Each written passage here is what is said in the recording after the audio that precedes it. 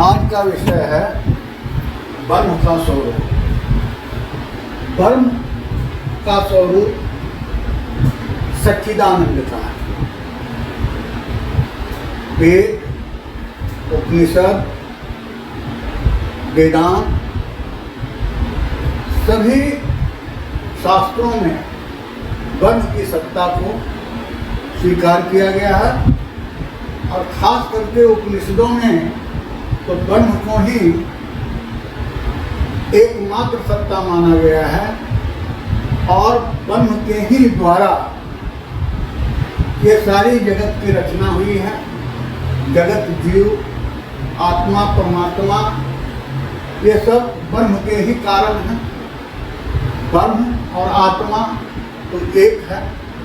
ब्रह्म कहें या आत्मा कहें, दोनों में कोई भेद नहीं, किसी प्रकार का कोई स्वरूप का अंतर नहीं। आत्मा और ब्रह्म एक है, एक सत्ता का दो नाम है। और आज हम इस विषय पर हैं कि ब्रह्म का क्या स्वरूप। गीता में भी ब्रह्म का स्वरूप बताया गया है। ब्रह्मसूत्र में इसकी बहुत विस्तार रूप से व्याख्या की गई है। उपनिषदों में मुख्य उपनिषद जितने सारे हैं सभी में ब्रह्म की ही सत्ता को स्थापित करने की भली भांति कोशिश की गई है और सबने स्वीकार किया है कि ब्रह्म ही एकमात्र सत्ता है, अद्वैत सत्ता है और इसी की सत्ता से सारे सत्ता स्थापित हुए हैं। इसलिए ब्रह्म के स्वरूप विषय को समझने के लिए यह स्पष्ट किया जाना आवश्यक है कि ब्रह्म अद्वैत है, एकमात्र सत्ता है। ब्रह्म के अलावे दूसरा कोई भी पारमार्थिक सत्ता नहीं है। तो ब्रह्म को सच्चिदानंद कहा गया है। सत्य, चित, आनंद। सत्य, चित, आनंद। यद्यपि यह आभास होता है कि ये तीन गुणों को वर्णित करता है, सत्य का, चित्त का और आनंद का। लेकिन शास्त्रों में इसका भरपूर साक्ष्य स्थापित किया गया है कि ये तीनों कोई ब्रह्म का गुण नहीं है। ब्रह्म जो एकमात्र अद्वैत है उसकी सत्ता तीनों को मिला करके है। तीनों अलग अलग कोई गुण नहीं है, इसका सम्मिलित रूप है। तो यदि सत्य कहते हैं तो सत्य में चित्त और आनंद दोनों मिलते हैं, दोनों मिश्रित है। यदि चित्त कहें तब भी सत्य और आनंद मिक्स हो जाता है और सिर्फ आनंद रूप भी कहा जाए ब्रह्म को तो उसमें सत्य और चित्त दोनों साथ होता है।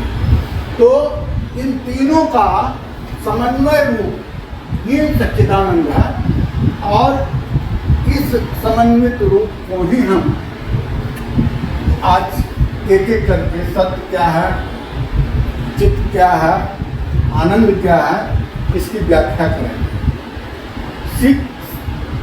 यद्यपि यह समझने की बात है कि जो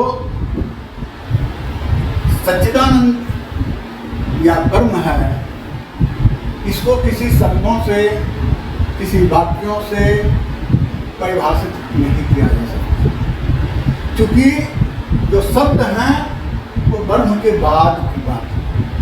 जब ब्रह्म था तो ये शब्द नहीं थे, ये जगत नहीं था, कोई भाषा नहीं थी, कोई शब्द वाक्य नहीं बनाए जा सकते थे। बिल्कुल साइलेंस था, वैकेंट था और तब भी ब्रह्म था। तो ब्रह्म के बाद ही जगत की सृष्टि हुई है, जीव प्राणी का अस्तित्व आया है।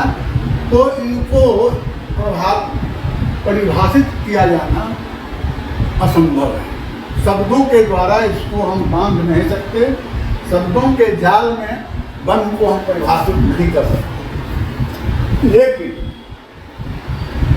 जो इनका स्वरूप है जिसके द्वारा ब्रह्म के बारे में जाना जा सकता है, उसकी व्याख्या कर सकते हैं। हमारे उपनिषद में, खास करके बृहदनारण्यक उपनिषद में ब्रह्म को नेति नेति करके पुकारा गया है। नेति का मतलब नहीं है, नहीं है, नहीं है, कुछ नहीं है। इसको कहने से ये मतलब नहीं होता है कि ये ब्रह्म निषेधात्मक है, ब्रह्म का अस्तित्व नहीं है, ऐसा नहीं है। उपनिषद में नहीं है, जो नहीं का जिक्र हुआ है वो इस संदर्भ में कि जो इस जड़ जगत में, इस संसार में जो कुछ भी उपलब्ध है वही ब्रह्म नहीं है, बल्कि उसकी सत्ता जरूर है, वह ब्रह्म से ही अस्तित्व में आया है, लेकिन वह ब्रह्म नहीं है, उसके अलावे भी ब्रह्म है। तो जैसे मनुष्य का शरीर है, सिर्फ शरीर को हम लें और इसके अंदर जो मन, आत्मा, जो अंतःकरण है, इन सारे को लिया जाए तो इससे ये समझें कि पूरा जगत इसमें व्याप्त है। ब्रह्म भी है, आत्मा भी है, जड़ है, जगत है। ये शरीर पूरे संसार को प्रतिनिधित्व करता है, ये पूरे संसार का रिफ्लेक्शन करता है। यह शरीर ब्रह्म और आत्मा, उसका भी रिफ्लेक्शन है, उसको भी ये प्रदर्शित करता है। और ये जड़ जगत जो चीज है, पृथ्वी है, आकाश है, जल है, वायु है, आग है, ये जितने सारे प्राकृतिक हैं, जो जड़ पदार्थ हैं, जो प्रकृति है, उसको भी ये शरीर प्रदर्शित करता है। और जो आत्मा है, ब्रह्म है, जीव है, इसको भी ये प्रदर्शित करता है। तो शरीर को ही हम लें तो इससे हम इसकी व्याख्या करके आत्मा की सत्ता को स्थापित कर सकते हैं। शरीर, जैसा कि हमने पिछले वीडियो में शरीर के बारे में कई श्रृंखला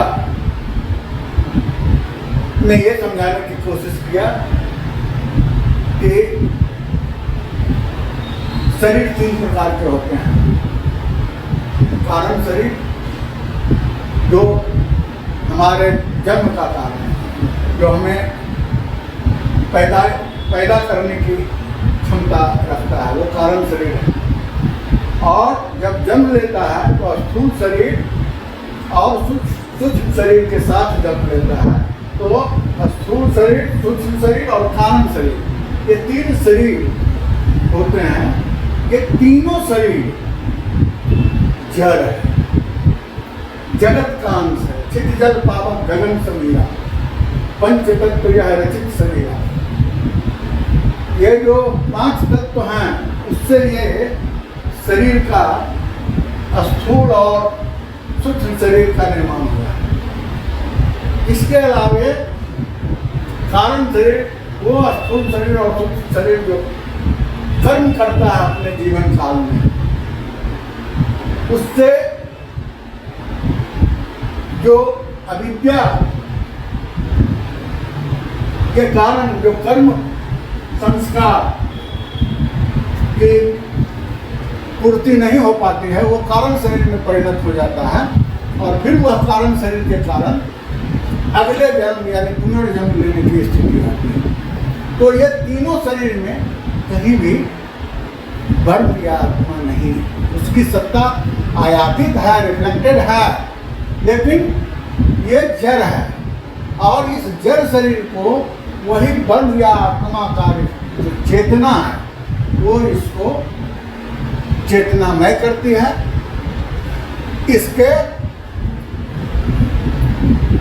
कार्यशील होने के लिए, सक्रिय होने के लिए वो ऊर्जा प्रदान करती है। तो लेकिन ये जो भौतिक शरीर है, कारण शरीर, सूक्ष्म शरीर और स्थूल शरीर, ये जड़ है, ये चेतन नहीं है। चेतना इसमें आयातित है। इसी तरह से हमने अन्नमय कोश,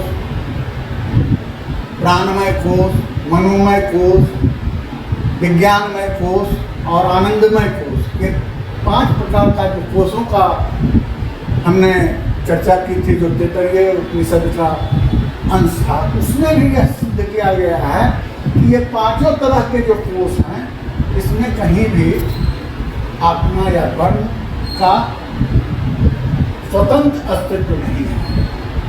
ये कोश भी जो आयातित है, जो मेन आत्मा या वर्ण है, उसकी चेतना को आयातित करके इसको सक्रिय किया गया है, प्रकाशित किया गया है, क्रियाशील किया गया है। तो ये सारे कोश भी आयातित हैं, ये भी वर्ण नहीं है। तो नहीं है इसी तरीके से जो हमारी अवस्थाएं हैं इस शरीर का, जागृत अवस्था है, स्वप्न अवस्था है और सुसुप्ति अवस्था है। 3 अवस्थाएं शरीर का 24 घंटा और पूरे जीवन काल में ये 3 ही अवस्थाओं से हम गुजरते हैं। इस तीनों अवस्थाओं में ये शरीर, सूक्ष्म शरीर और स्थूल शरीर जड़ है, इसमें चेतना आयातित है, वर्ण से और आत्मा से इसमें चेतना आती है, इनका अपनी कोई चेतना नहीं है, ये जड़ है, चेतन नहीं है। इसी तरीके से उपनिषदों में संसार की, जगत की, शरीर की जितनी सारी भौतिक तत्व हैं, वो सारे जड़ हैं, ये आत्मा नहीं है, ये वर्ण नहीं है। इसी को नेति नेति कहके पुकारा गया है। इसलिए ये जो ब्रह्म है वो अद्वैत है, ये अस्तित्वमान है, एक ही यह तत्व है जिसकी सत्ता है, अस्तित्व है, बीइंग है, एग्जिस्टेंस है और इसकी पारमार्थिक सत्ता है।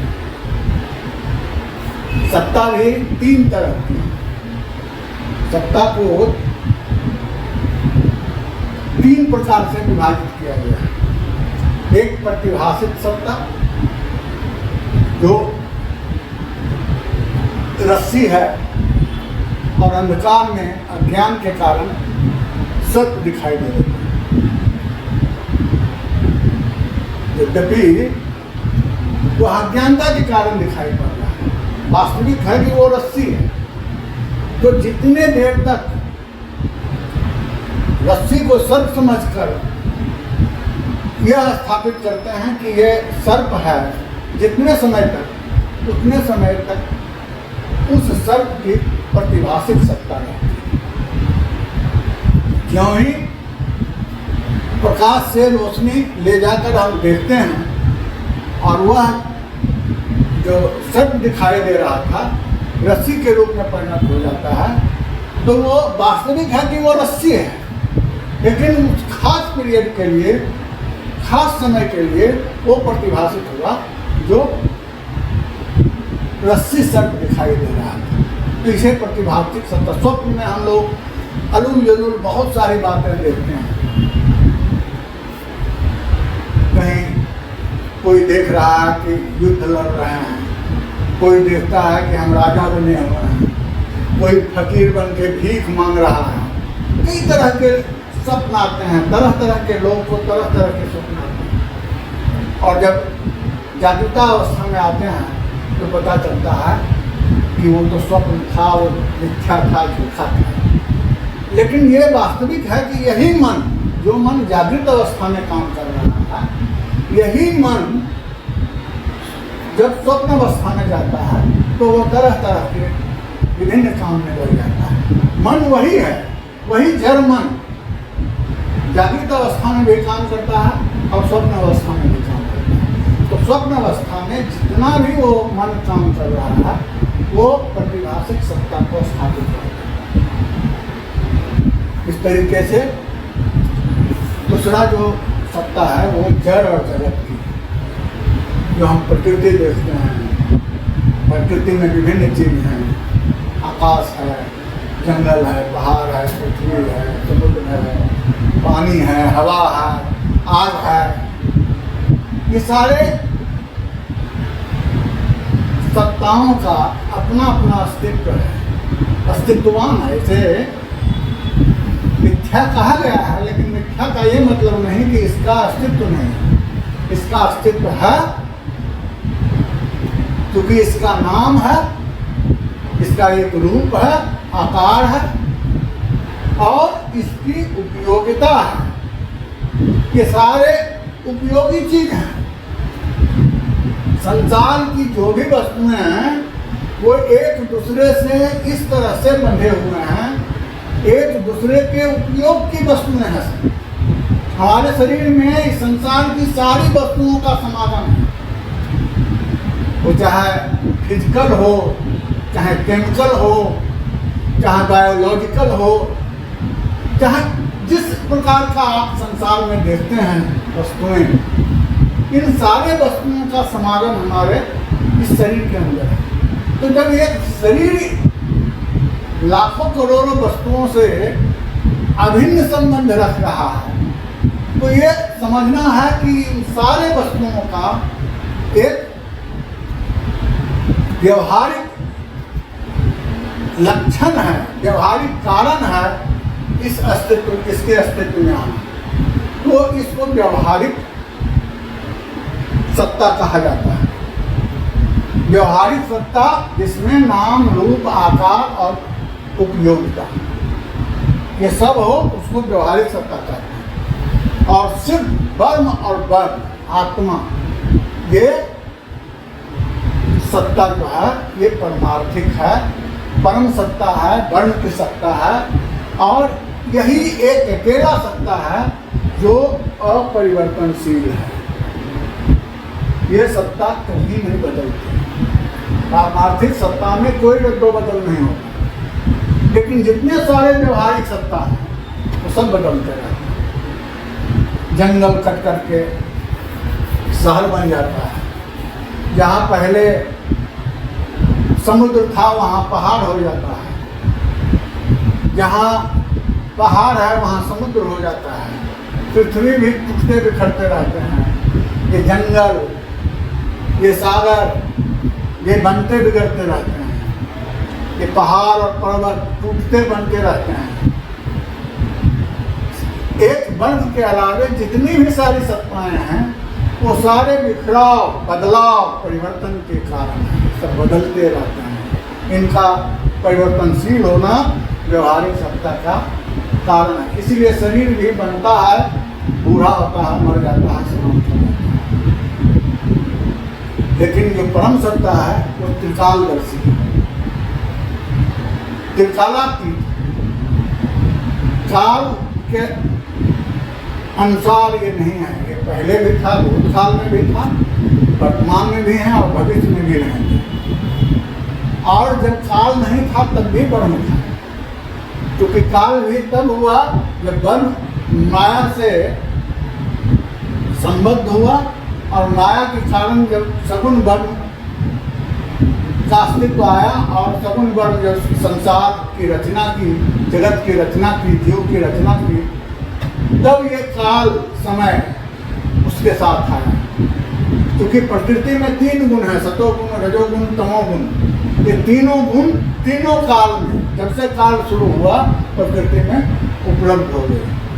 और इसी 3 गुण के कारण ये बिखराव होते रहते हैं। सतोगुण का किसी चीज़ में प्रभाव होता है, किसी में रजोगुण का प्रभाव होता है, किसी में तमोगुण का प्रभाव होता है।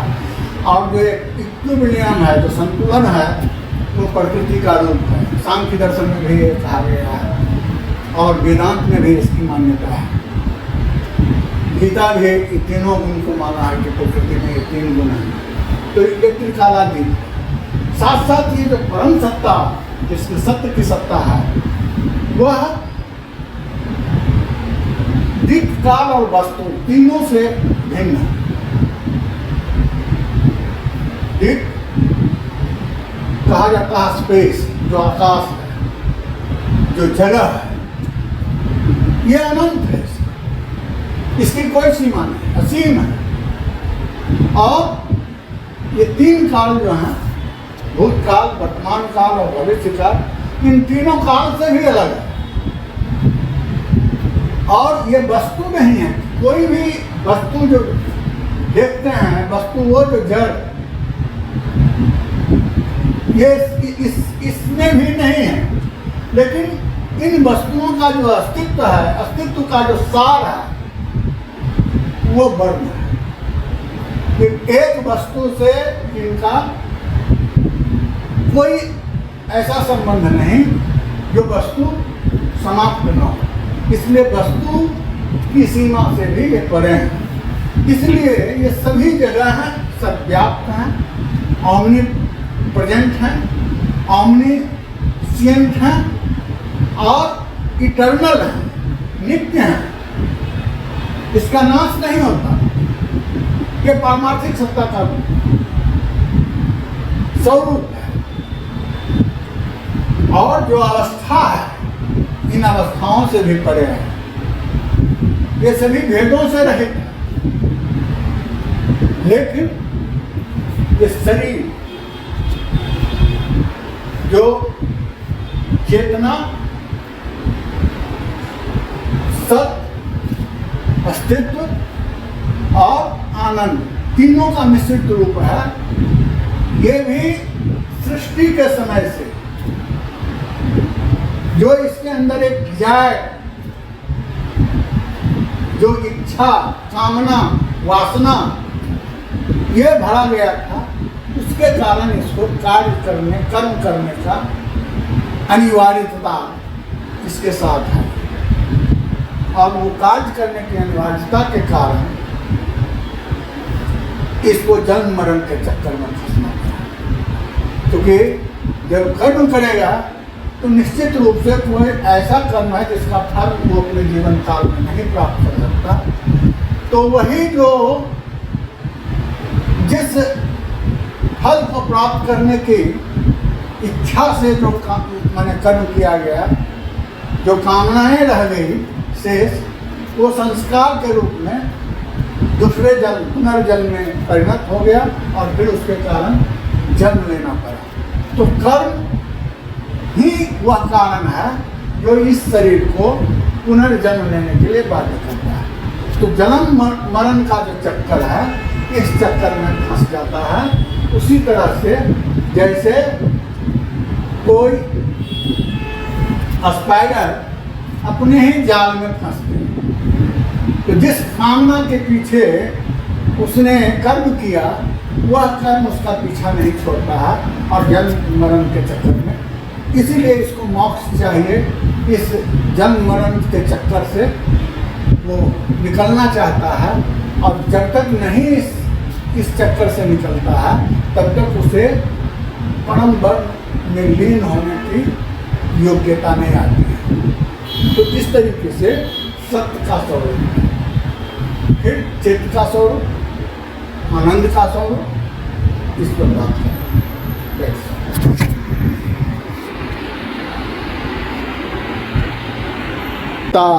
अभिन्नता को समझ सकते हैं। चित्त जो है वो हमारे जगत की सारी सजीव या जीव जो हैं, मनुष्य है, जानवर है, पशु है, पक्षी है, पेड़ हैं, पौधे हैं, जिसमें सजीवता है, ये उस चित्त या चेतना, चित्त का ही जो चैतन्य रूप है, चैतन्य शक्ति है, उसी के कारण ये जड़ पदार्थ से अलग है। तो चित्त आत्मा का अपना प्रकाश है, अपना ज्ञान है। ये कहीं से आयातित नहीं है। आत्मा या ब्रह्म का जो स्वप्रकाश है, जो ज्ञानमय स्थिति है, जो चेतनामय स्थिति है, वही चित्त है। और उसी चित्त के कारण हम जड़ पदार्थों से अपना संबंध स्थापित कर पाते हैं। जड़ पदार्थों से हम वो उपकरण तैयार करते हैं जिससे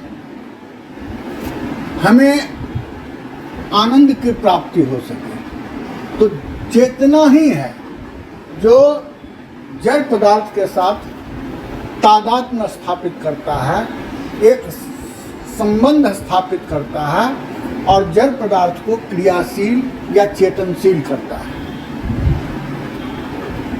चित्त ही है जो हमारी आत्मा को ये शक्ति प्रदान करता है कि हम उसकी जो व्यवस्था है जड़ की, उस व्यवस्था को तोड़कर, व्यवस्था को छोड़कर हम संसार के जो जड़ पदार्थ हैं उसको समझ सकें। वो चेतना ही है जो हमें उसको समझने, उसके ज्ञान को विमर्श में, निर्णय में, अंतःकरण में, मस्तिष्क में प्रयोग कर उसका आकलन कर सकें। जिस चीज़ का भी हम ज्ञान हासिल करते हैं, ज्ञान हासिल करने का आधार ही चेतना है। और दुनिया का कोई भी वस्तु जिसमें चेतना नहीं है,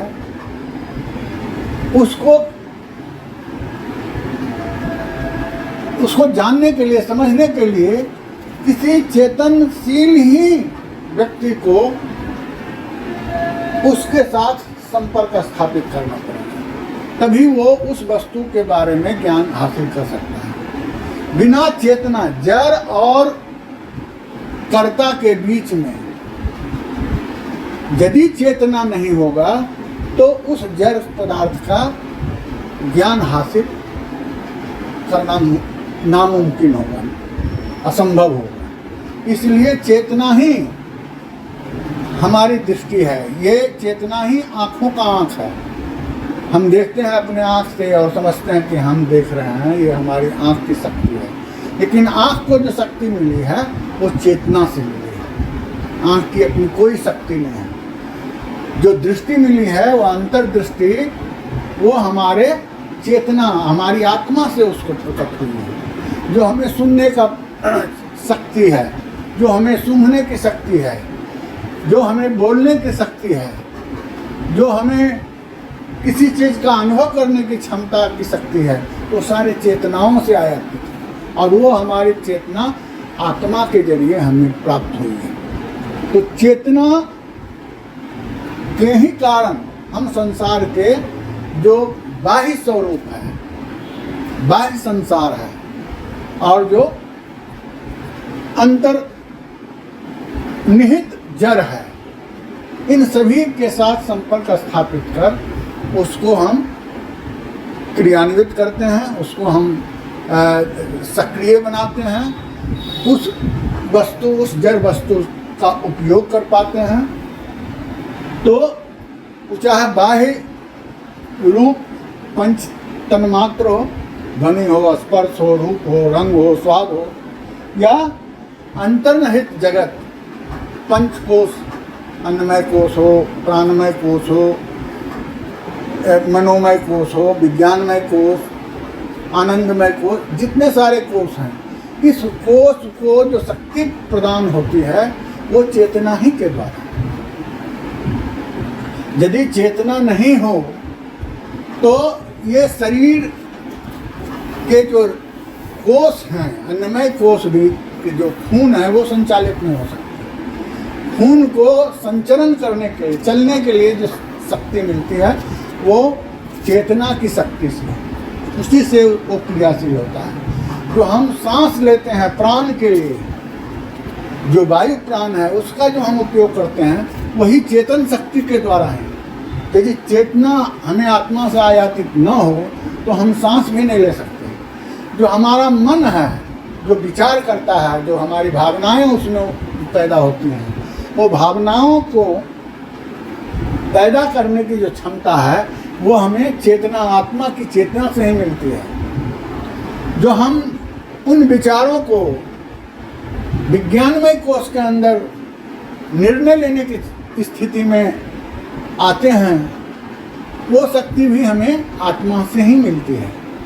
और जो हमें आनंदमय कोश के अंदर सुसुप्तावस्था में आनंद का अनुभव होता है, वह भी चेतनमय स्थिति का ही परिणाम है। यदि चेतना नहीं हो, यदि वो शरीर सुषुप्तावस्था में भी चेतन की स्थिति में न हो, तो फिर उसे आनंद का एहसास नहीं हो सकता। तो चेतना हमारे सभी, तो चाहे पंच इंद्रियां हो, कर्म इंद्रियां हो, ज्ञान इंद्रियां हो, पंच प्राण हो, चतुष्पाद हो, मन बुद्धि चित्त अहंकार, या विकल्प हो, संकल्प हो, स्वाभिमान हो, या जो हमारी अवस्थाएं हैं, सुषुप्तावस्था या स्वप्न अवस्था, जागृत अवस्था, ये तीनों अवस्थाओं में भी वो हमारी चेतना हमें जीवंत रखती हैं, सक्रिय रखती हैं अंदर अंदर। तो या हम कोई अष्टांग मार्गी हों, अष्टांग मार्ग को अपना करके कोई समाधि ले रहे हों, उस समय भी चेतना हमारी रहती है। जो हमारा प्रकृति का 3 गुण हमें मिला है, सत्य रज तम, उसको भी सक्रिय क्रियाशीलता प्रदान करने के लिए चेतनता की उसको समझने के लिए चेतनता की आवश्यकता होती है। और जितने भी अनुभव हम करते हैं या जितने विभिन्न प्रकार के विचार हमारे मन में आता है, सबका कारण चेतना ही है। इसलिए चेतना ऐसी शक्ति है, ऐसी क्षमता है जो हमें सक्रिय बनाती है, जो हमें कामयाब बनाती हैं, जो हमें कार्यशील करती हैं। और चेतना के अभाव में हम किसी चीज़ का ज्ञान हासिल नहीं कर सकते। हम कोई भी वस्तु देखें और यदि हमारे अंदर चेतना नहीं हो, तो हम उस वस्तु के बारे में चेतना के अभाव में कोई भी ज्ञान हासिल नहीं कर सकते। इसको हम एक उदाहरण के रूप में लें कि चेतना और ये जड़ शरीर से हमारा क्या संबंध है। इसमें एक उदाहरण लें तो ये समझें कि शरीर जो है एक लालटेन है, एक दिया है, एक बत्ती है, माने दीप है। और जो हम कर्म करते हैं, क्योंकि ये शरीर कर्म के ही फल से जन्म लेता है, तो जो कर्म इसका है वो उस लालटेन या दीप का तेल है, वायल है, जलने वाला। और जो हमारी प्राण है, जीव हमारे शरीर के अंदर, वो समझें कि ये बत्ती है, उसको हम बत्ती समझ लें। और जो हमारे जीवन में इग्नोरेंस है, अज्ञानता है, जिसके कारण हमें कर्म करना पड़ता है और बार बार पुनर्जन्म लेने की स्थिति आती है, वो समाप्त किया जाना हो, तो उसके लिए आत्मा रूपी आग से ही जला करके ज्ञान, इस अंधकार को दूर किया जा सकता है। मतलब शरीर रूपी लालटेन में कर्म जैसे तेल को डालकर आत्मा जैसी आग से जीव जैसी कमजोर बत्ती को जलाने से अज्ञान रूपी अंधकार को समाप्त किया जा सकता है। आत्मा में ही चेतना शक्ति से सब कुछ संचालित होता है। बिना आत्मा का ये चेतना शक्ति नहीं आ सकती है। इसलिए ये चित्त जो है, चेतना जो है, वो आत्मा का अभिन्न स्वरूप है। बिना चित्त का सत्य नहीं, बिना चित्त का आनंद नहीं। तो ये चेतना का प्रयोग है। इसके बाद हम आनंद, सच्चिदानंद का जो तीसरा स्वरूप है आनंद, उसके बारे में बात करेंगे। आनंद क्या है हम सब समझें। आनंद जो है, जब हम कोई चीज़ खाते हैं या कोई संगीत सुनते हैं, सुरीली आवाज़ है, वो संगीत हमें पसंद है, सुनने के बाद एक खुशी होता है, प्लेजर। ये मनुष्य का स्वभाव है। मनुष्य से ही हम आत्मा तक पहुँचे, एक शरीर से ही आत्मा की यात्रा करें और समझें कि आनंद का हमारे जीवन में क्या महत्व है। तो आनंद ब्रह्म का जो स्वरूप है वो तो इटर्नल है, नित्य है। वह आनंद कभी समाप्त नहीं होगा और वह आनंद अकारण है, उसका कोई कारण नहीं है, किसी रीजन से वो आनंद नहीं है, वो बंधा हुआ नहीं है, कोई कंडीशन नहीं है, उपाधि रहित है और वो बेमिसाल है। वैसी आनंद की स्थिति सांसारिक जीव में संभव नहीं है। और जो हमारे संसार का सुख है, हम एक मोबाइल खरीदते हैं, नया मोबाइल हाथ में आता है तो एक तरह की खुशी आती है और लगता है कि हम जो है कुछ खास चीज़ का जो है हमें आनंद प्राप्त हुआ है, ऐसा महसूस होने लगता है। हम कोई स्वादिष्ट भोजन करते हैं तो अच्छा लगता है, तो लगता है कि आनंद आ गया, खुशी होती है, सुख होता है। कोई संगीत सुनते हैं तो हमें आनंद आता है। तो जगत में जितने तरह के सुख की कामना हम करते हैं और वो उसके लिए जो प्रयास करते हैं, प्रयास के बाद वो चीज़ हमें हासिल हो जाता है, वो कामना पूरा हो जाता है, तो हमें एक प्रकार का सुख का अनुभव होता है। लेकिन ये जो सुख है ये क्षणिक है। संसार का सुख इसमें अनित्यता है, कोई नित्यता नहीं। तुरंत एक मोबाइल हम खरीदे हैं, देखते हैं, खुशी होती है और जस्ट 1 घंटे के बाद किसी और के हाथ में उससे अच्छा मोबाइल, कीमती और बहुत साइंटिफिक दिखाई पड़ता है, तो तुरंत उस मोबाइल को, अपने ही मोबाइल को अंडर एस्टिमेट करके दुखी हो जाते हैं। तो वो क्षणिक सुख है। तुरंत हम संगीत सुनते हैं और वही कोई मेलोडियस संगीत सुनते हैं, दर्दनाक संगीत सुनते हैं तो तुरंत उदास हो जाते हैं। तुरंत कहीं संगीत का माहौल है, उसमें हम गए हुए हैं तो अच्छा सा लगता है और फिर रास्ते में कहीं रुदन कहीं हो रहा है, उसको सुन करके मन उदास हो जाता है। तो संसार की जितनी सारी वस्तुएं हैं उससे जो हमें सुख और दुख मिलता है वो क्षणिक है, आता है जाता है। ये चूँकि इनका व्यवहारिक रिलेशन है, ये सांसारिक चीज़ है, इनकी जो है व्यवहारिक सत्ता है। और जो आनंद है, जो नित्य ब्रह्म का, आत्मा का जो आनंद है, जो नित्य है और बेमिसाल है और जो उपाधि रहित है, उस आनंद को प्राप्त करने से वो आनंद अस्थायी होता है। वही वास्तविक आनंद है। उस वास्तविक आनंद को व्यक्त करना भी साधारण मनुष्य के लिए मुश्किल है और सिर्फ इसका एहसास सुसुप्तावस्था में, जब बिल्कुल सुसुप्तावस्था होती है शरीर का, जिसको कहा गया आनंदमय कोष की स्थिति, आनंदमय, बिल्कुल डीप स्लीप, बिल्कुल साइलेंस, जगने के बाद लगता है कि जैसे आनंदमय स्थिति आ गई।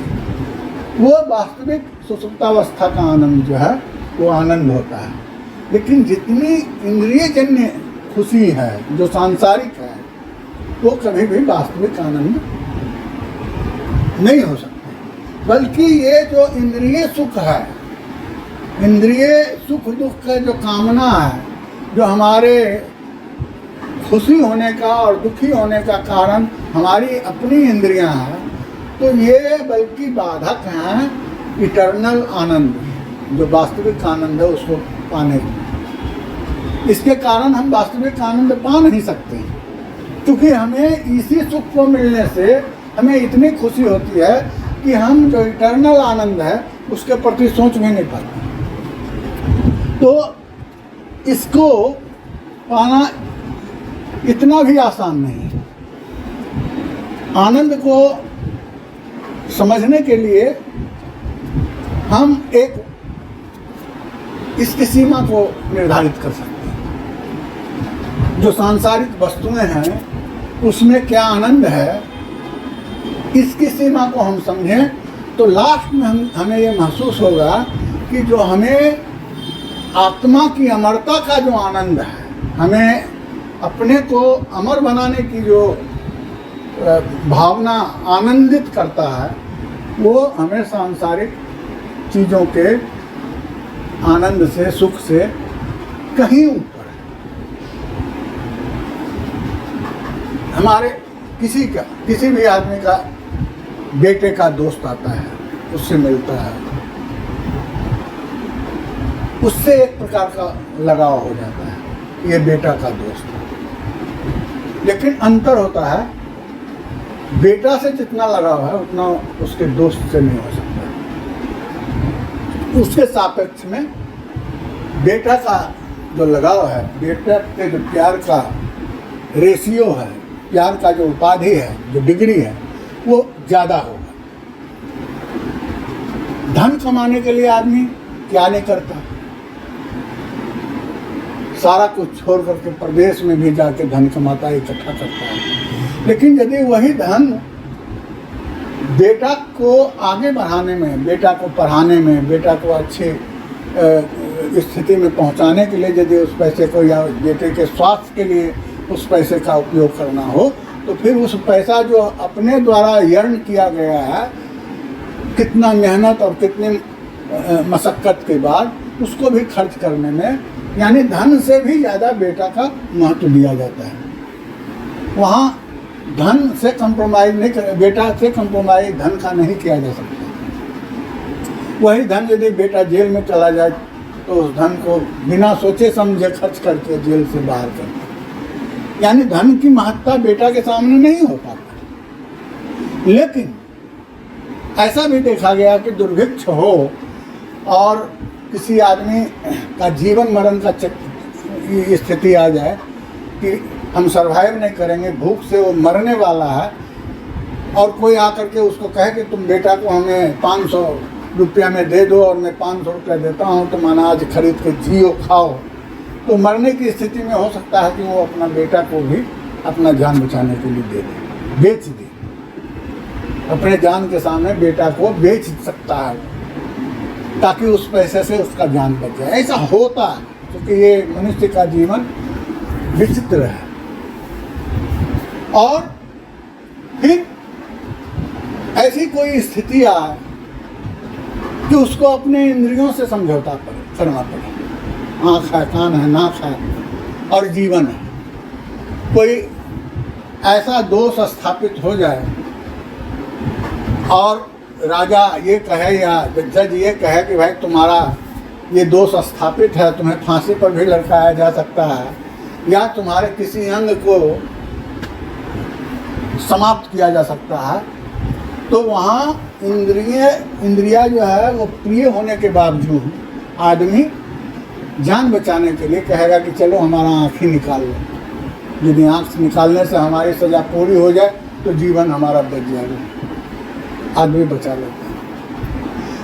लेकिन वही प्राण यदि किसी बीमारी के कारण, ऐसी बीमारी हो जाए जिसमें शरीर को और प्राण को और मन को इतना तकलीफ पहुँचे, अनबियरेबल पेन हो, दुख हो, दर्द हो, तो आदमी उस समय यह चाहता है कि ये प्राण भी चला जाए। लेकिन उसके पीछे क्या है? दुख से निवृत्ति। दुख किसको है? उस आत्मा को महसूस होगा। जब प्राण संकट में हो और दुख इतना विषम हो, इतना विशाल हो कि वो बर्दाश्त करने की क्षमता नहीं रहे, तो आदमी फिर वहाँ अपने प्राण का भी मृत्युदान, इच्छा मृत्यु का प्रस्ताव दे देता है। तो मृत्यु तक उस स्थिति में जाता है और उसको यह लगता है कि हम अपने को बचा रहे हैं। उसको बचाने, वो निर्णय जो करता है वो अंतरात्मा है, वो आत्मा की आवाज़ है। तो कहने का मतलब है कि आत्मा इतना अमर है और इतना ऑटोनोमस, स्वतंत्र है। वो सोचता है उसके सत्ता के सामने किसी का कोई सत्ता नहीं है, और अपनी सत्ता को कायम करने के लिए आत्मा जो है अपने प्राण का भी बलि दे देता है। इच्छा मृत्यु ले लेता है। तो इस तरीके से हम देखते हैं कि वो इटर्नल, वो रियल आनंद की खोज में वो आत्मा ऐसा निर्णय लेता है। तो आनंद की जो स्थिति है ये भी बदलते रहता है, और जो सांसारिक आनंद है, जो सांसारिक सुख है, वो अस्थायी है, वो परिवर्तनशील है, वो जड़ है, और जो आत्मिक आनंद है वो ब्रह्म का स्वरूप है, और उससे हमारी आत्मा बंधी हुई है। इसलिए आत्मा का सत्य चित आनंद, ये स्थिति सही आत्मा का स्वरूप है, और इस आत्मा को हम परिभाषित नहीं कर सकते, ब्रह्म को परिभाषा नहीं दे सकते, क्योंकि हमारे ज्ञान इंद्रियों, हमारे मन मस्तिष्क के शब्द हैं। हमारी बुद्धि उस अनंत परमात्मा को छू नहीं सकती है, इसलिए इसको परिभाषित नहीं किया जा सकता है। और जो मनुष्य और ईश्वर का संबंध है, जो हमें रचा है, सगुण ब्रह्म जो जगत की रचना की है, उसके साथ अभिन्नो मातान कारण के कारण हुआ है, अभिन्नो मितोपादान कारण, ईश्वर और माया के संबंध से जगत की रचना हुई है, और इसे नेति नेति कहा गया है। इसके बावजूद भी इसकी सत्ता सबसे सबल और सक्रिय है, नित्य है, और इसी एक का सत्ता है, एक ही अद्वैत है ये, और इस परम सत्ता सत्यचित आनंद का रूप है। यह भेद रहित है, न इसमें सजातीय भेद है, न विजातीय भेद है, और न ही इसमें स्वगत भेद है।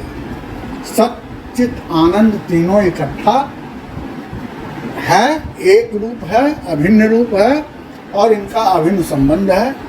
इसलिए सच्चिदानंद ब्रह्म का, आत्मा का सच्चा स्वरूप है। यह जो हमारा व्याख्यान सच्चिदानंद के ऊपर है, यह सिर्फ अद्वैत वेदांत पर आधारित है। सच्चिदानंद की स्थिति गीता में बहुत विस्तार रूप से बताया गया है। इसके लिए गीता के संदर्भ में सच्चिदानंद की व्याख्या हम अलग से करेंगे। अभी हमने सच्चिदानंद का जो व्याख्या किया है वो वेदांत शंकराचार्य की मान्यता के आधार पर स्थापित ब्रह्मसूत्र और जो शारीरिक भाष्य है उस पर आधारित है।